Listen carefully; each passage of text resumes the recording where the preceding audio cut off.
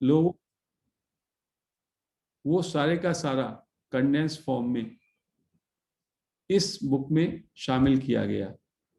इस बुक में शुरू में कर्मा पे, मीमांसा पे, भक्ति पे, पातंजलि योग सूत्र पे, हठ योग पे थोड़ा थोड़ा टिप्पण किया गया है, और फिर बाद में ज्ञान योग पे, ज्ञान मार्ग पे और सेल्फ इंक्वायरी के विषय में विशेष चर्चा की गई है। तो आज हम जो है इसमें से कुछ कुछ श्लोक लेंगे, क्योंकि सारी किताब को तो डिस्कस करना शायद मुश्किल रहे। तो ये इसका जो वर्स 2 है उसको मैं हिंदी में पढ़ रहा हूं। कर्मों का फल अशाश्वत है। और should I read in English and then I should say in Hindi, because वो हिंदी में जो लिखा है वो भी थोड़ा सा दुरूह होता है, थोड़ा वो होता है। What you would say? If you ask me, I'll say English, but I think Even I know will the say majority. English. Even I will say English. And then I am telling in Hindi also, so it will be the mixed kind of thing, whatever way you want. Because Hindi में if we read sometimes कुछ को समझना मुश्किल हो जाता है, इसलिए सो मैं दोनों में मिक्स करके बताता हूं। तो उसमें उन्होंने कहा है the fruit of karma is not everlasting. कर्म की थियरी पे कहते हैं कर्म का जो फल है वो शाश्वत नहीं है, हमेशा नहीं ठहरता। The fruits of karma such as heaven etcetera last for a creature only so long as the karma is not exhausted. कर्म का फल जैसे कि आपको स्वर्ग मिल गया सत्कर्मों का, तो वो जब तक कुछ टाइम तक वो रहेगा, और उसके बाद जब वो फल एग्जॉस्ट हो जाएंगे तो हेवन का जो आप हेवन में हैं वो भी आपका जीवन वहां का समाप्त हो जाएगा। After the exhaustion of karma the creature has to come back again. उसको स्वर्ग छोड़ के उस व्यक्ति को वापस आना पड़ेगा जब कर्म फल समापन पे आ जाएगा। Had fruits been everlasting then it should not result in return to birth death cycle. यदि कर्मों का फल शाश्वत होता तो ये जो जीवन मरण का, जन्म मरण का साइकिल है, ये नहीं होता। It is only because of the non eternality of fruit that there is rebirth. इसका मतलब है कर्मों का, कर्म फल की अनित्यता के कारण ही पुनः पुनः जन्म होता है। That is the reason why fruit of karma is an obstacle to spiritual progress. इसलिए कहते हैं कि जो कर्म का फल है वो बाधा है, मुक्ति के रास्ते में बाधा है, स्पिरिचुअल प्रोग्रेस में बाधा है, ऑब्स्टेकल है। Real progress is attainment of that supreme abode from where there is no return. हमको जो रियल प्रोग्रेस चाहिए उसमें हम ऐसी जगह पे पहुंचे या उस डिविनिटी पे पहुंचे जहां से हमारा वापस में रिटर्न ना हो, वापस में हमारा रिवर्थ ना हो। And Karma is N impediment for that. कर्म उसके लिए बाधा है। तो यहाँ पे महर्षि रमन कह रहे हैं कि कर्म जो है इम्पेडिमेंट है। सत्कर्म करेंगे, अच्छा फल मिलेगा, आपको स्वर्ग मिल सकता है, आपको कोई अच्छा जगह मिल जाएगा। जैसे ही उसका फल खत्म होगा you have to come back again, so there will be birth death cycle again and again. Karma is impediment to your spiritual progress. The fruit of karma is the cause of fall into the ocean of activities. कर्म के फल के कारण आप जो है संसार में, कर्म के संसार में, क्रियाओं के संसार में लिप्त रहते हैं। आपको फल चाहिए तो आप कुछ ना कुछ करते रहते हैं, धंधा करते हैं, प्रॉफिट चाहिए, जो भी कुछ चाहिए उसके लिए आप बार बार कर्म करते रहते हैं। The consequence of karma is attainment of a body. कर्म के कारण ही आपको एक शरीर मिलता है, रिवर्थ होता है। Leading once again to doing karma with that body. उस बॉडी से आप फिर कर्म करते हैं। Leading once more to karma that results in another body. उससे फिर आप जो है दूसरे कर्मों से फिर दोबारा से बॉडी आपको मिलती है। This verily is boundless ocean of activities. और इससे आप जो है एक्टिविटीज के संसार में आपका प्रभाव होता रहता है। बॉडी मिली, बॉडी से कर्म किए, कर्म के फल के लिए फिर दोबारा बॉडी मिली, बार बार बॉडी का निर्माण, पुनरपि जन्म पुनरपि मरणम, ऐसा होता है।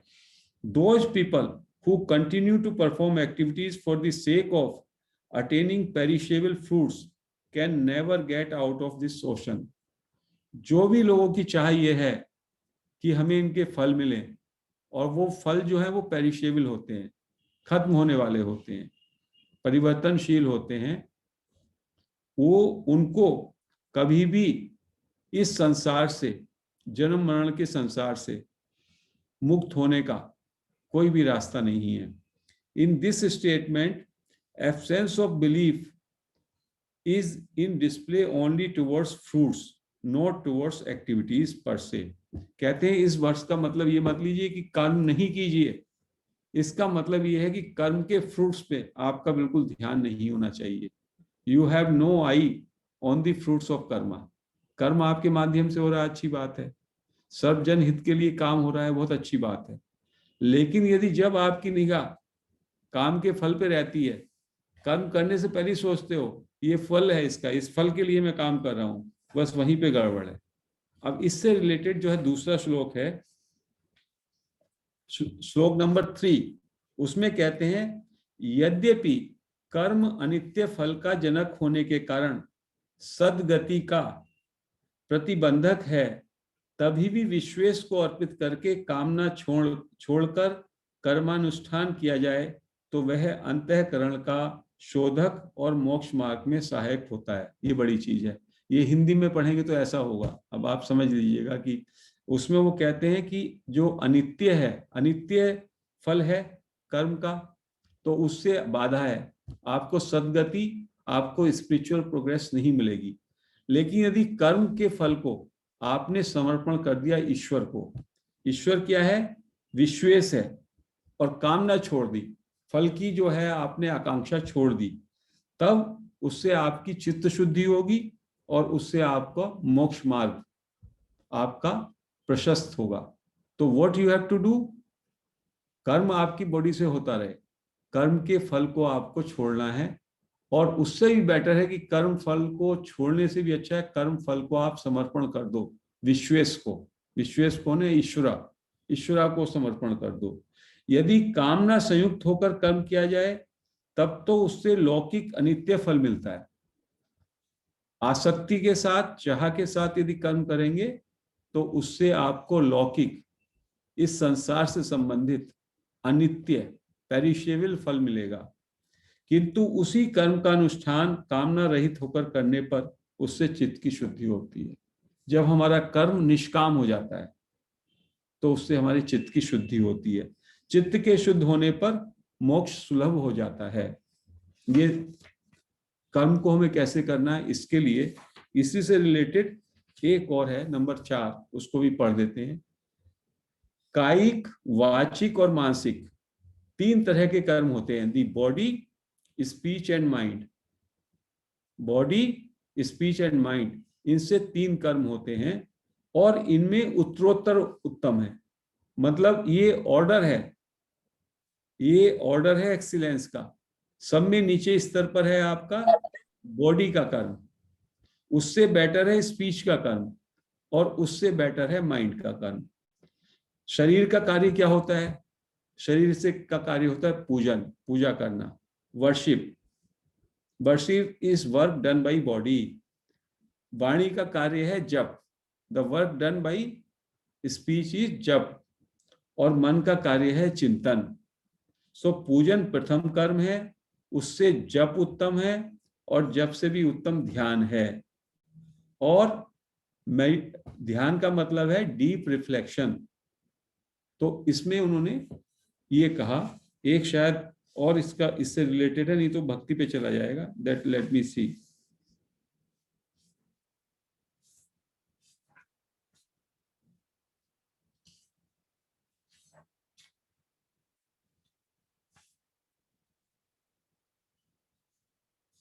I think that we can take, there are 2-3 shlokas again that may take some time.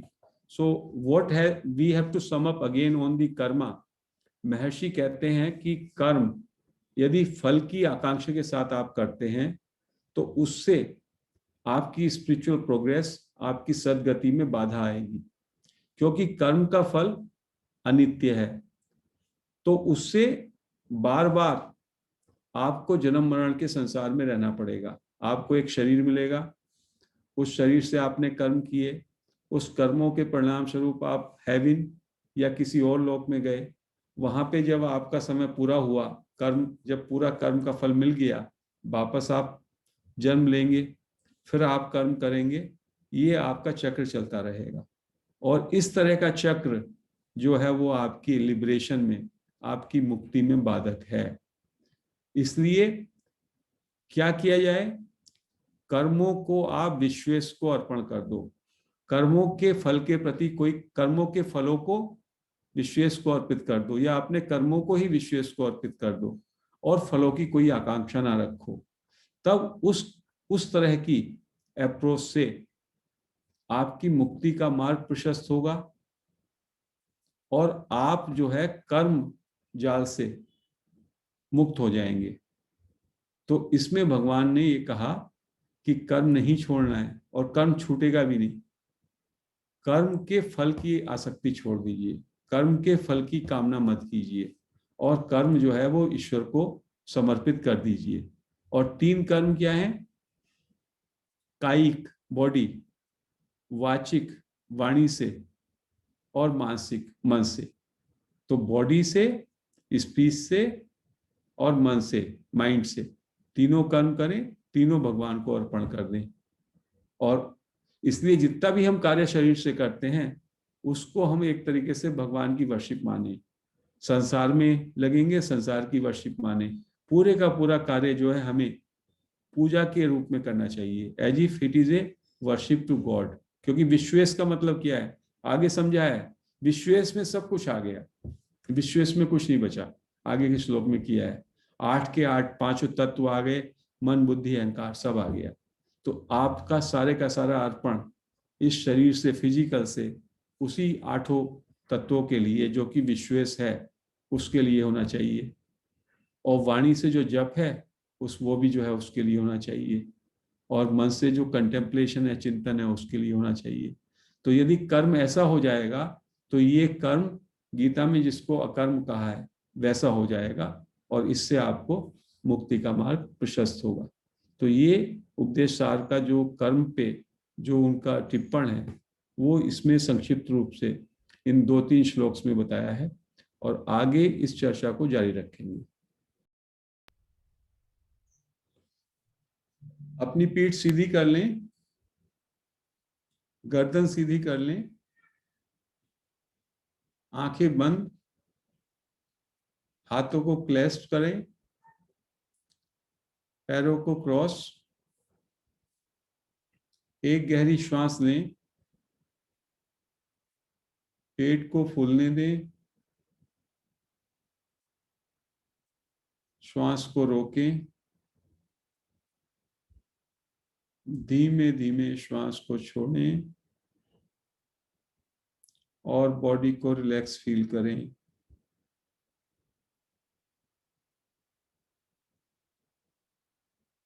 फिर से एक गहरी श्वास भरेंगे, पेट को फूलने दें, श्वास को रोकें 3-4 सेकंड को, और धीमे धीमे श्वास को छोड़ें। Let body relax.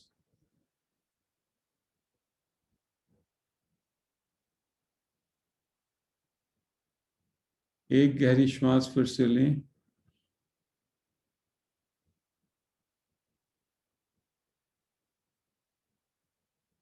पेट को फूलने दें, श्वास को रोकें, धीमे धीमे श्वास को पूरी तरह से छोड़ें, और महसूस करें मेरा समस्त शरीर, मेरी समस्त मांसपेशियां, मेरे समस्त अंग पूरी तरह से रिलैक्स हो गए हैं, पूरी तरह से शांत हो गए हैं। अपने शरीर के एनर्जी फील्ड को देखें। शरीर में जो अलाइवनेस है, जो सेंस ऑफ प्रेजेंस है उसको महसूस करें।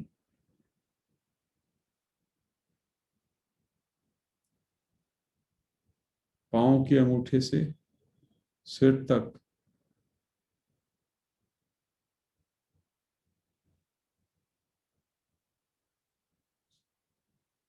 सभी जगह जो भी वाइब्रेशंस हो रहे हैं उसको बहुत ही जागरूकता के साथ महसूस करें।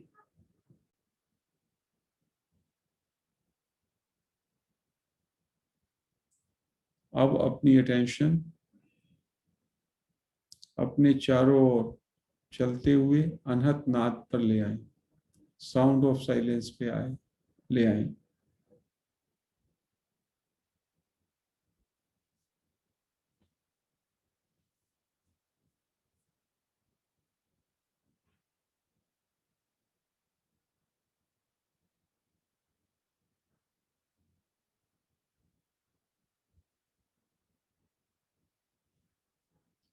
एक टक बिना किसी बाधा के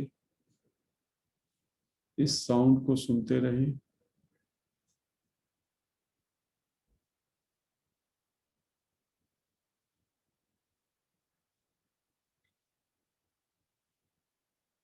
this sound is divine music, परमात्मा का संगीत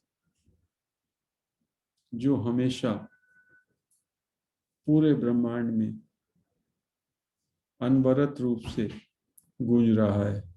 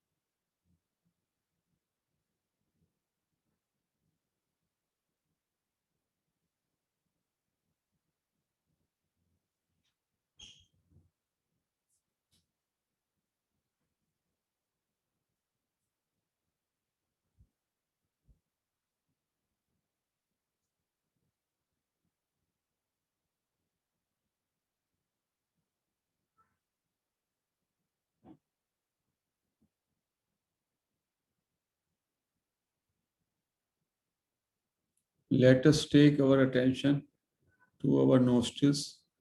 नासिका के अग्रभाग पर अपनी अटेंशन ले आएं और नाक के अंदर जाने वाली श्वास को, लौटने वाली श्वास को जागरूकता के साथ महसूस करें।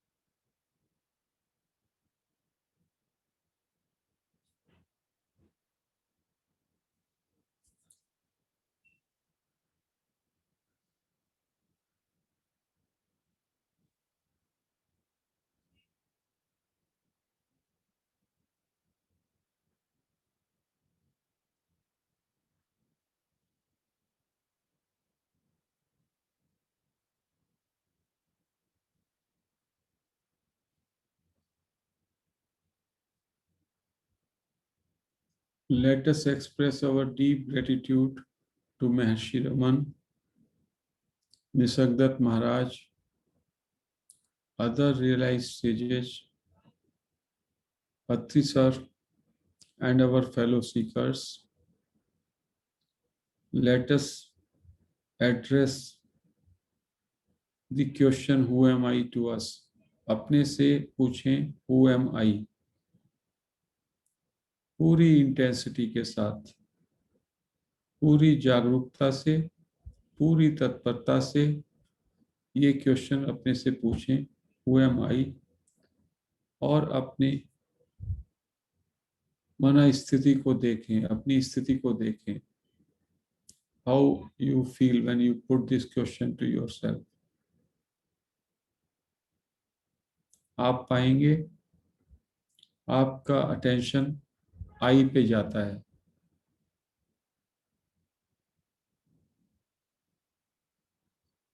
अपनी अटेंशन को आई पे बने रहने दें.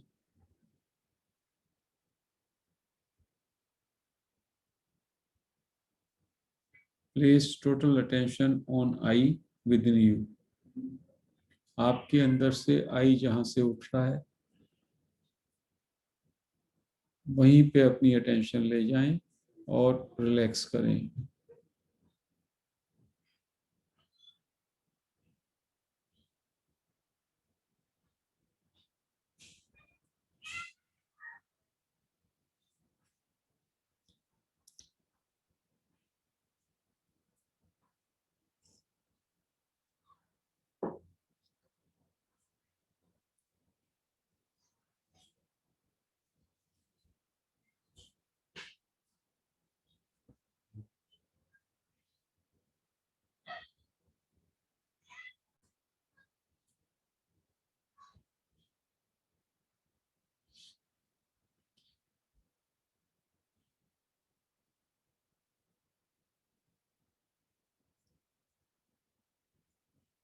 आई को अपने अंदर आइडेंटिफाई करें. आई मेरे अंदर कहाँ उठ रहा है और बस वहीं पे अपनी अटेंशन ले जाके शांत हो जाएं.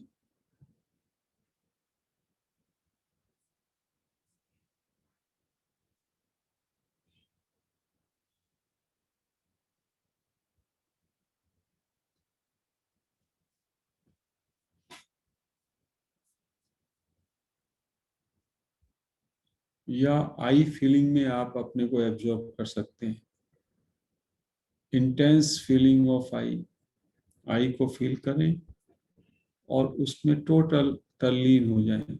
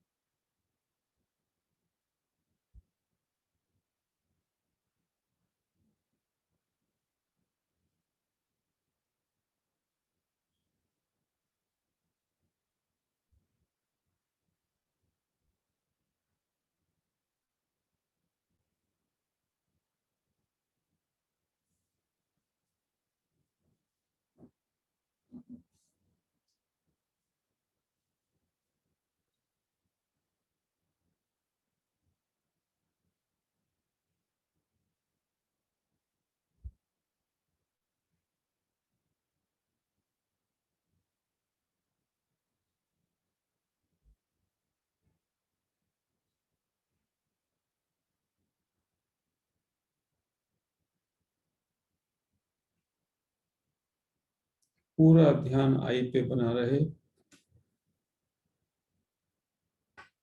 सिंपली अपने अंदर आई को आइडेंटिफाई करें और वहां पे अपनी अटेंशन लगातार आई पे बनी रहे, बस that is all. This should be very natural, normal now.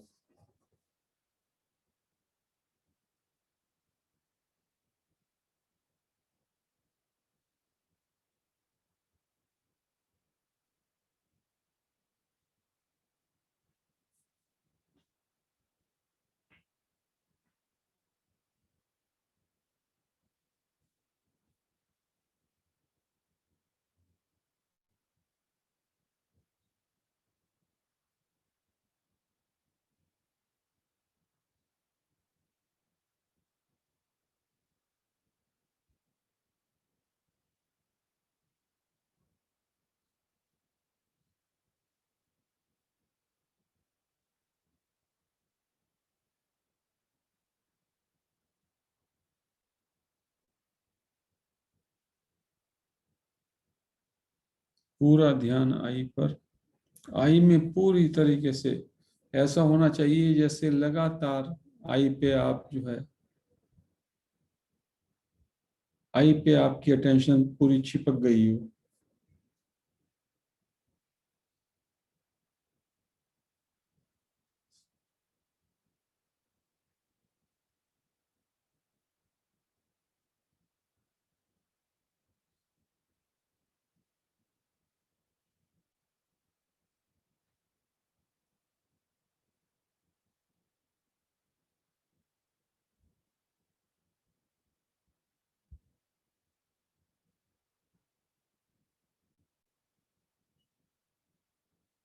पूरा ध्यान आई पर।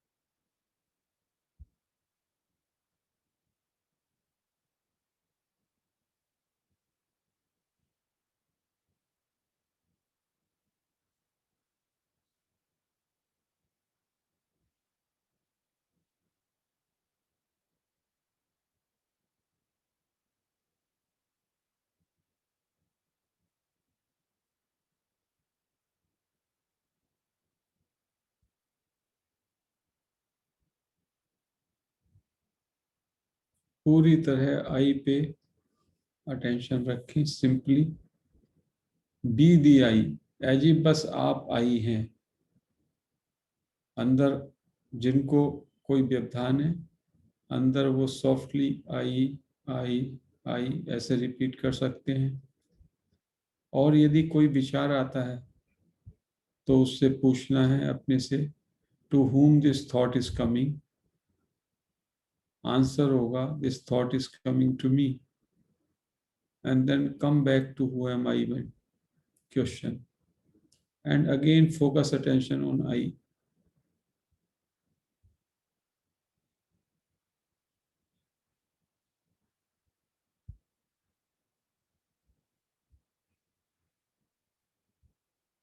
एक बार यदि हम आई से चिपक लें, जो ये आई विचार है या जो अंदर आई है उससे यदि हम अपने को चिपका लें, उससे लॉक हो जाएं, तो फिर हमारी अटेंशन हमेशा वहीं पर रहेगी।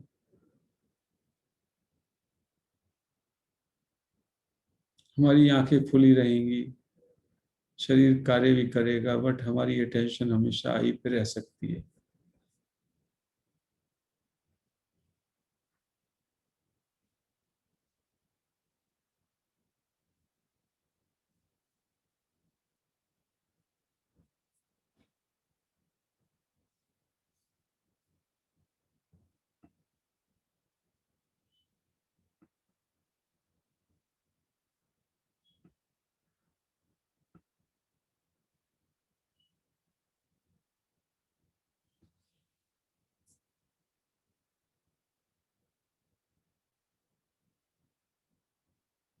बहुत सहजता से ये हो जाता है। अपने अंदर हल्का सा आई को सॉफ्टली, आई को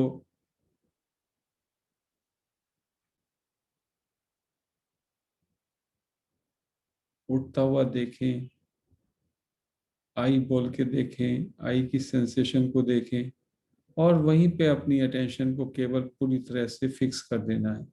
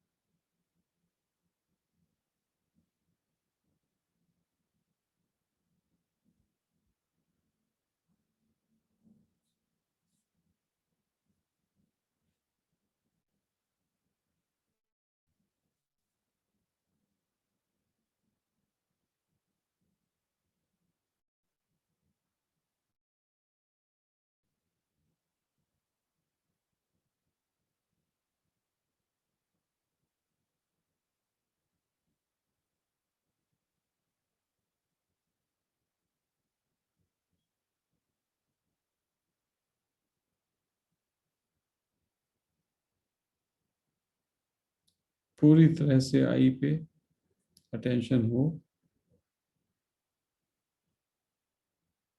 बीच में आप ये क्वेश्चन भी कर सकते हैं, एम आई अवेयर। 2 मिनट के लिए इस क्वेश्चन को बार बार करें और अपने अंदर सेंस ऑफ स्टिलनेस को, अवेयरनेस को महसूस करें। M I aware.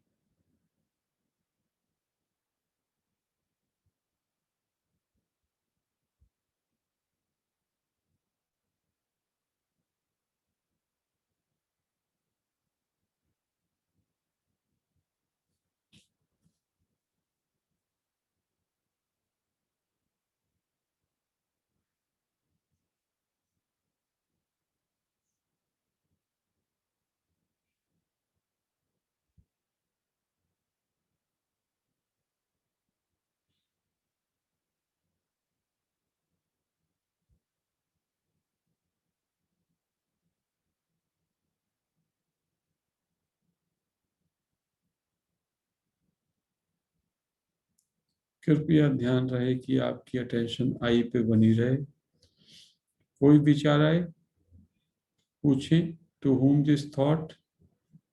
The answer would be, this thought is coming to me. Come back again to who am I and stay at I.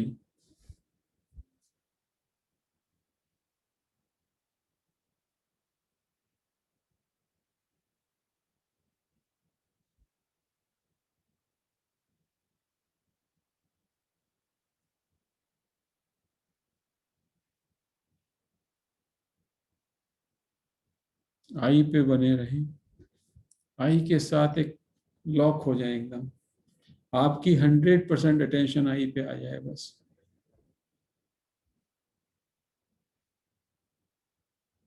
पहले पूरी अटेंशन को आई पे लाना है और फिर वहीं पे अटेंशन को ठहरा देना है, छोड़ देना है।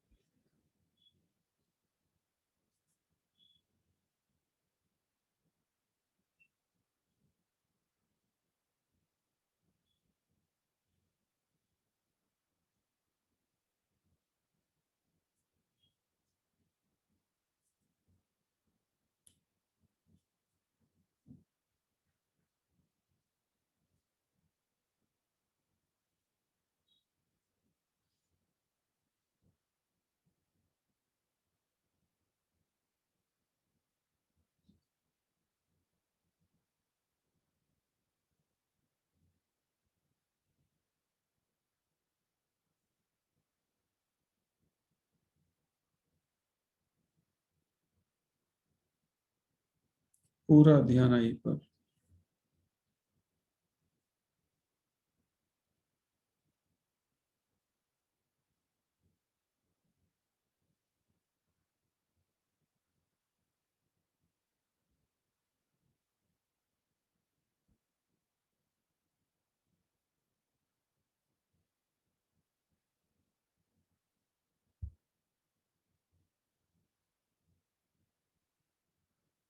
आई पे अपनी अटेंशन को बने रहने देना है।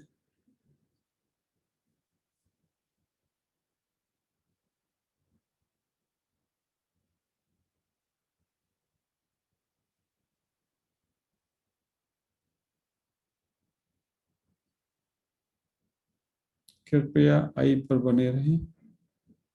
At least we must do for 5 minutes more,